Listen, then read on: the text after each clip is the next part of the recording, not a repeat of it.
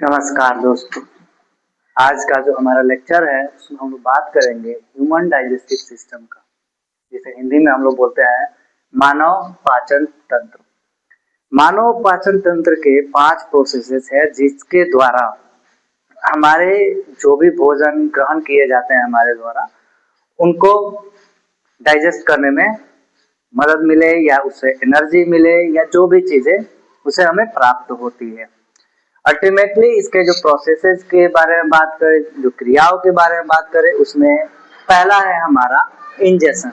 Ingestion को हिंदी में अंतर्ग्रहण कहते हैं।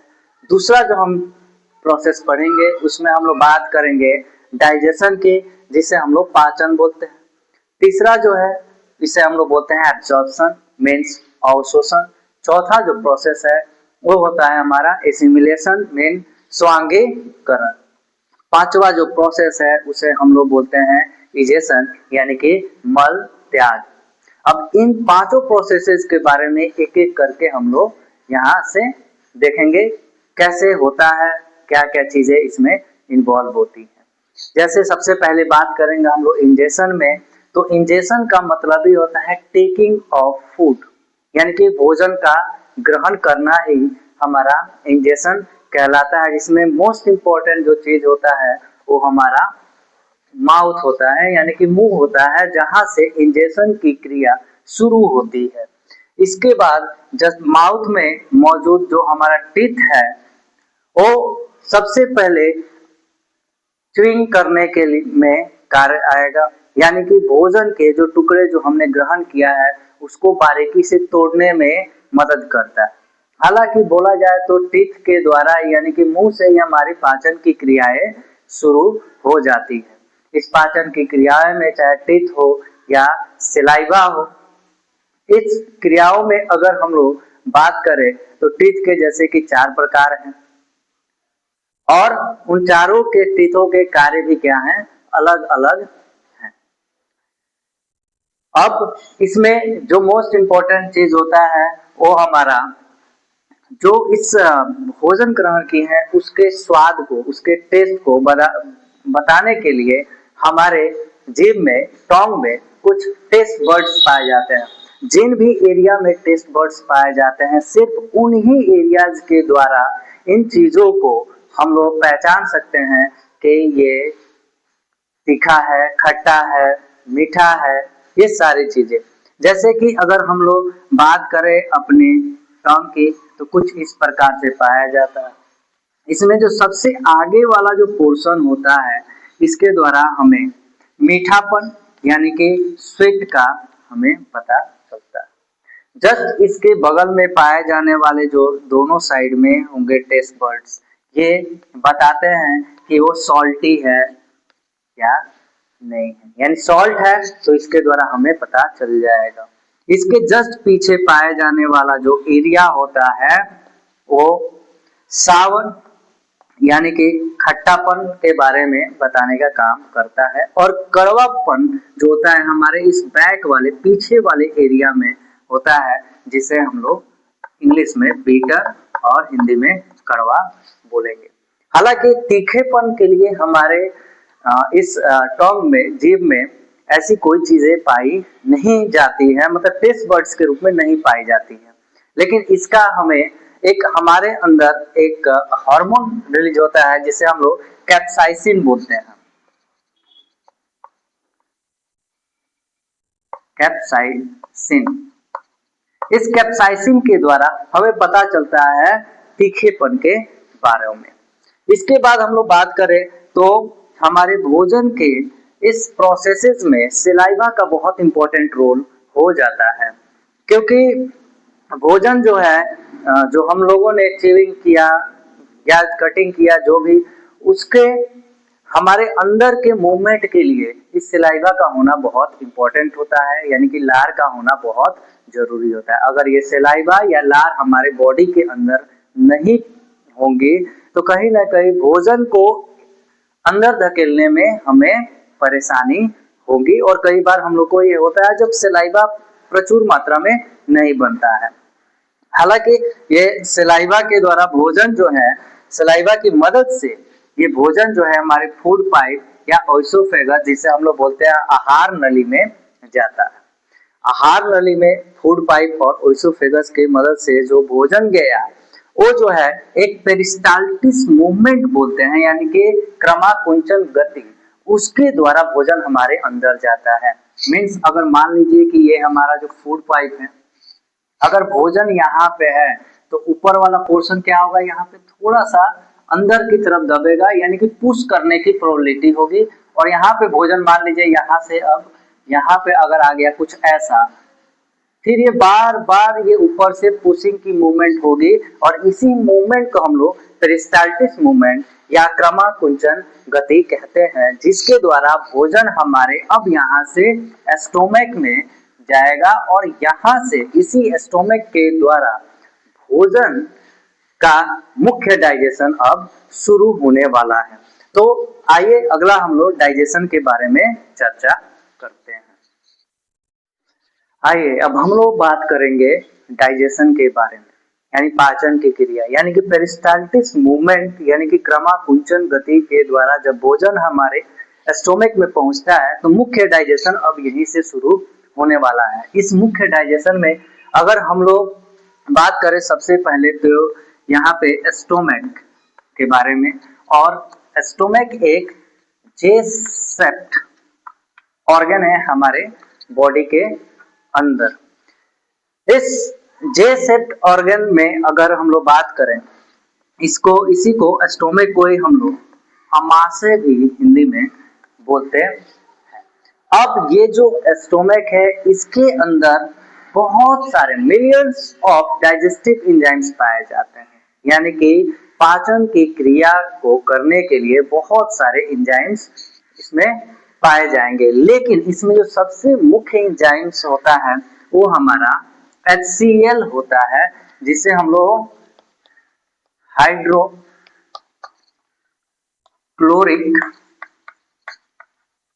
हाइड्रोक्लोरिक अम्ल बोलते हैं। ये अम्ल हमारे द्वारा ग्रहण किए गए भोजन को पचाने में मदद करता है। ये HCl जैसे कि जानते हैं कि ये क्या है, एसिड है। तो ये हमारे जो इंटरनल लाइनिंग है अमाशय का, अंदरूनी जो हिस्सा है, उसको क्या कर सकता है, जला सकता है, क्योंकि एसिड का तो और HCl काफी स्ट्रॉन्ग एसिड में इसको देखने को मिलता है हमें। तो इससे बचाने के लिए हमारे बॉडी के अंदर एक लेयर बनता है, स्टोमक के अंदर लेयर बनता है जिसे हम लोग बोलते हैं म्यूकस, यानी कि इसको हम लोग दूसरे शब्द में बोलते हैं बलगम।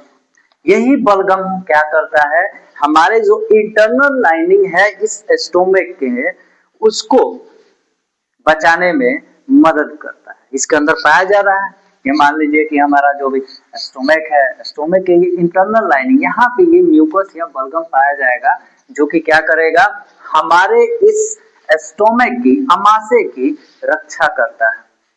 क्योंकि HCl अलग अलग मात्रा में निकलता है, ये डिपेंड करता है हमारे द्वारा किए गए भोजन के आधार पे। अगर हम लोग वेजिटेरियन भोजन करते हैं तो HCl जो है बहुत ज्यादा मात्रा में नहीं निकलने वाला है, यानी कि नॉर्मल जो भोजन हम लोग हरी सब्जियां खाते हैं तो ये प्रॉपर अमाउंट में हमारे बॉडी में रिलीज होगा और हमें किस तरह कोई परेशानी नहीं होगी। लेकिन HCl जब भी ज्यादा मात्रा में निकलता है, इसका मतलब क्या है कि हमने ऑयली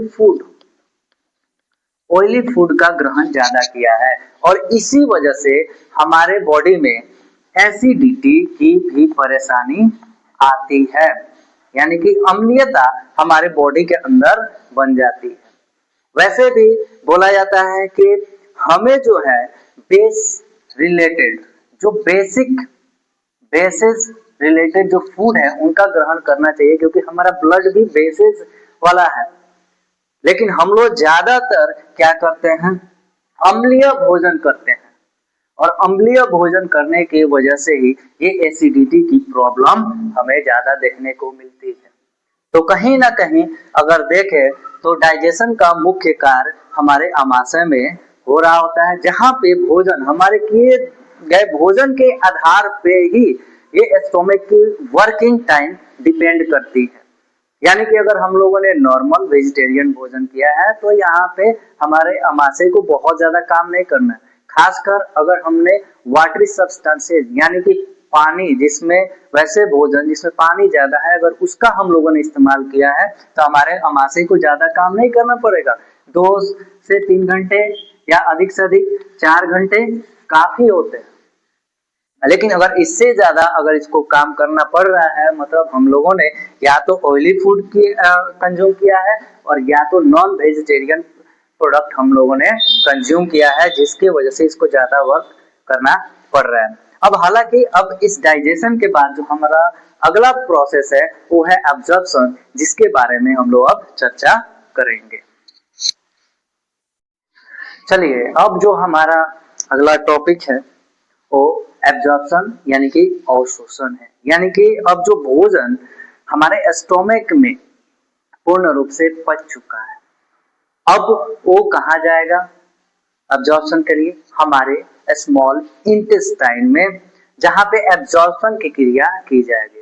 अगर जहां तक बात किया जाए स्मॉल इंटेस्टाइन का, तो इसकी जो लेंथ होती है वो 7.5 मीटर लगभग पाई जाती है मनुष्य, क्योंकि यहाँ पे हम लोग ह्यूमन डाइजेस्टिव सिस्टम की बात कर रहे हैं। और इसके जो विड्थ बोले तो लगभग 1 इंच डायमीटर में होता है। कहीं ना कहीं अगर हम लोग देखें तो ये स्मॉल इंटेस्टाइन का जो लेंथ है 7.5 मीटर, ये कहीं ना कहीं हमें बताता भी है कि हमें किस तरह के भोजन लेना चाहिए, कि वेजिटेरियन होना चाहिए या हमें नॉन वेजिटेरियन होना चाहिए। अगर यहाँ पे स्मॉल इंटेस्टाइन की बात करें तो जो भी नॉन वेजिटेरियन एनिमल्स हैं उनके अपेक्षा हमारे जो लेंथ है स्मॉल इंटेस्टाइन यानी कि छोटे आंत की, वो बड़ी होती है। यानी कि हमें हमारा ये जो स्मॉल इंटेस्टाइन है ये कहीं ना कहीं बोलता है कि हमें एक वेजिटेरियन भोजन ही करना चाहिए, क्योंकि इतना लंबा स्मॉल इंटेस्टाइन होने का मतलब ये है कि ये जब भी हम लोग नॉन वेजिटेरियन प्रोडक्ट्स खासकर मीट ये सब कंज्यूम करते हैं तो ये इसको पचने में काफी लंबा समय लगेगा, और जिसकी वजह से ये हमारे छोटी आंत में ही सड़ना गलना शुरू हो जाता है। तो सड़ना हमारे बॉडी के लिए अच्छा नहीं है। जबकि यही जो भी नॉन वेजिटेरियन एनिमल्स हैं उनके अंदर अगर देखा जाए तो इसकी लेंथ काफी कम होती है, 3 से 4 मीटर की होती है। तो वो जल्दी क्या होता है, बॉडी से उनके बाहर चला जाता है। खैर, ये तो बात हुई कि स्मॉल इंटेस्टाइन की। अब ये जो एब्जॉर्प्शन की क्रिया है ये तो होगी हालांकि विली में, अंकुर में, वहीं से इसको अवशोषित करने का काम किया जाता है। ये एक जो विली है हेयर लाइक स्ट्रक्चर्स है, लेकिन उससे पहले भी कुछ काम होते हैं हमारे बॉडी के अदर ऑर्गन्स के भी, जिसमें लीवर आता है। लीवर क्या करेगा, ये बाइल जूस बनाएगा। बाइल जूस स्टोर कहाँ होता है, तो गॉल ब्लैडर में होता है। वहां से क्या होगा, ये बाइल जूस हमारे जो भी भोजन किए गए हैं उसको पचाने में फर्दर मदद करता है। इसको और ज्यादा मतलब डिसोसिएट्स करेगा, उसको अपने अपने पोर्शन में विभाजित करेगा बाइल जूस। फिर पैनक्रियास से निकलने वाला जो पैनक्रियाटिक जूस है यानी कि अग्नाशय रस है, ये भी उसको फर्दर डिवीजन करने में, तोड़ने में, रस के रूप में बनाने में मदद करता है। उसके बाद ये हमारे बॉडी के अंदर विली में जाएगा, जहां से विली क्या काम क्या होगा, वर्किंग क्या होगा कि ये जो है स्मॉल इंटेस्टाइन में पाया जाने वाला विली जो कि हेयर लाइक स्ट्रक्चर्स है, और ये क्या करेगा, उस भोजन से जितने भी इंपॉर्टेंट चीजें हैं उसको अवशोषित कर लेगा। अगर इसी में बात हम लोग करें तो कहीं ना कहीं हमारे जो बॉडी जो फूड हमने किया है उसमें कार्बोहाइड्रेट पाया जाता है। कार्बोहाइड्रेट के साथ साथ अगर देखें तो प्रोटीन्स भी पाया जाएगा। प्रोटीन्स के बाद अगर देखें तो फैट्स भी पाए जाएंगे। अब इन तीनों को, चाहे कार्बोहाइड्रेट हो, प्रोटीन हो या फैट्स हो, इनको अलग अलग पोर्शन में ये तोड़ देते हैं, चेंज करते हैं। जैसे कार्बोहाइड्रेट जो है वो ग्लूकोज में, प्रोटीन्स जो है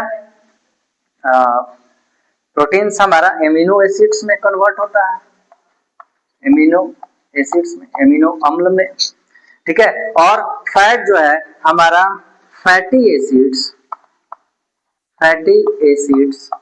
एंड कहीं ना कहीं तो ग्लिसरॉल में, ग्लाइसरॉल, इन तीनों चीजों में व्यक्त हो जाता है। यानी कार्बोहाइड्रेट किसमें कन्वर्ट होगा, तो ग्लूकोज में, प्रोटीन्स एमिनो एसिड्स में, फैटी एसिड्स और ग्लाइसरॉल में कन्वर्ट करने का काम करता है। ये बहुत सारे एग्जाम्स में ये पूछा भी जाता है, जितने भी कॉम्पिटिटिव एग्जाम्स हैं वहां पे ये एक इम्पोर्टेंट पोर्शन होता है। तो होप कि ये एब्जॉर्प्शन आपका पोर्शन क्लियर हो गया होगा। चलते हैं हम लोग नेक्स्ट पोर्शन पे, जो कि हमारा है एसिमिलेशन। चलिए, अब जो हमारा मेन टॉपिक इसके आगे का है वो है एसिमिलेशन यानी स्वांगीकरण।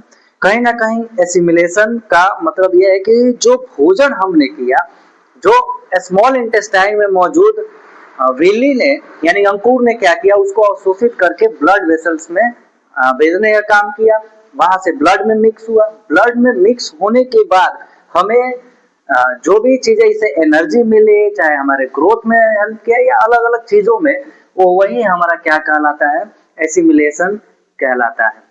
यानी कि सबसे पहले अगर एसिमिलेशन की जो क्रिया है, स्वांगीकरण है, उसमें सबसे पहला क्या चीज होगा, हमें क्या मिलेगी, एनर्जी प्राप्त होगी। एनर्जी यानी कि ऊर्जा हमें इससे मिलने वाली है। दूसरा, यही एसिमिलेशन के बाद यानी कि भोजन के अवशोषण के बाद जो भी विटामिन, मिनरल्स या जो भी चीजें हमारे बॉडी ने ग्रहण किया है, उसके द्वारा हमारा क्या होगा, हमारे बॉडी का फर्दर ग्रोथ होता है। ग्रोथ यानी कि हमारे बॉडी का कहीं ना कहीं देखे तो विकास होने वाला है।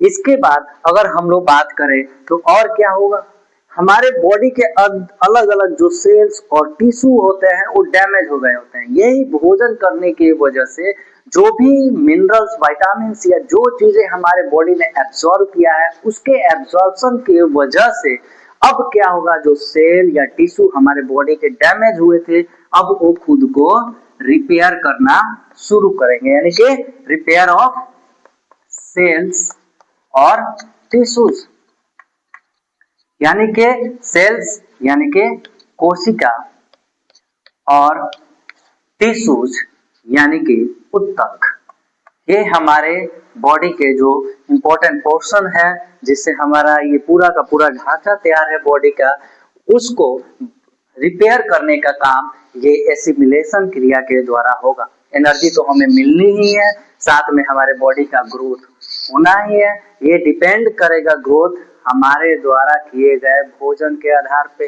कैसा भोजन हम लोग कर रहे हैं वैसा ग्रोथ होगा, वैसे हमारा बॉडी का वर्किंग भी होगा। हमारे भोजन के ऊपर पूरा का पूरा हमारे बॉडी का वर्किंग स्ट्रक्चर सब कुछ निर्भर करता है। क्यों? क्योंकि यही एसिमिलेशन क्रिया के वजह से हमारा रिपेयर ऑफ सेल या टिश्यू भी होगा। टिश्यू डिवाइड होगा तो बॉडी का ग्रोथ भी बेटर होगा। टिश्यू डैमेज है, सेल बॉडी का डैमेज है, तो उसको भी ये सही करने का काम हमारे इस क्रिया के द्वारा होता है। होपफुल कि एसिमिलेशन प्रोसेस आपको समझ में आया। अगला जो हमारा टॉपिक है वो है इजेशन, जिसके बारे में अब हम लोग चर्चा करेंगे। चलिए, अब जो हमारा मेन और लास्ट टॉपिक है इजेशन यानी मल त्याग, जिसके द्वारा हम लोग बात करते हैं। अब हमारे बॉडी में होता क्या है कि सारी चीजें पच नहीं सकती। जैसे सिंपल सा अगर बात करें तो सबसे इंपॉर्टेंट क्या होता है, एक रफेज, यानी कि जितने भी हम लोग भोजन करते हैं, मान लीजिए सेव हो गया, सेव के ऊपर का जो छिलका है वो रफेज है, या जो भी ऐसे चीजें जिसके ऊपर का जो छिलका है वो सारे के सारे रफेज में आते हैं।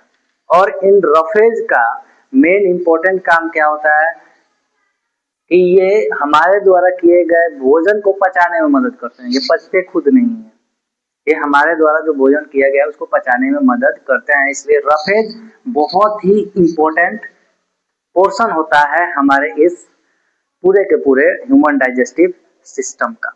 अगर यहीं पे हम लोग बात करें तो सबसे इम्पोर्टेंट इजेशन की प्रोसेस में मल त्याग है, यानी कि जो भी भोजन हमने किया नहीं पचा वो बॉडी से बाहर जाएगा।